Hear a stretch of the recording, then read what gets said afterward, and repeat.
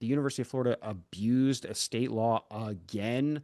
A couple of years ago, the legislature passed a law lobbied for by Ron DeSantis and UF's board chair to make presidential searches secret. The compromise in this was they were supposed to like the anybody who applied and they considered was kept confidential from the state's public records law until they got to the finalist stage, and then the final group of finalists was supposed to become public at least like I think it was 2 or 3 weeks before a vote on who to hire.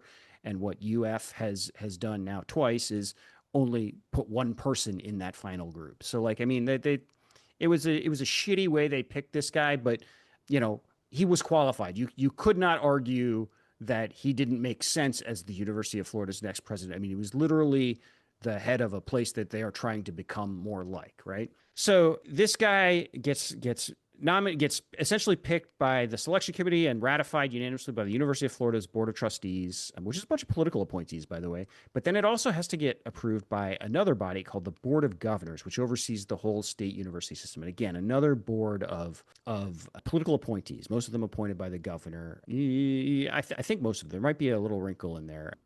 Most if not all appointed by the governor. But in the meantime, in the kind of like week or two window between when the UF trustees signed off on him and before it came to a vote, Santa Ono became like essentially a project of the Trump right. So you had a bunch of MAGA Republicans came out against him because they essentially felt like he didn't sufficiently hate black people enough. He didn't hate women enough. He didn't hate Palestinian supporters enough. It was all couched around he wasn't anti-DEI enough. I mean, wherever you land on the DEI stuff, and to be clear, diversity is a good thing. It's insane that we've gotten to a position where we treat DEI like a bad word. But wherever you land on it, it's probably not the most important thing that you should be thinking about a candidate's position on DEI when you're choosing who to run one of the most important institutions in the state. You probably ought to be considering sort of bigger picture, more important things than that, I would argue.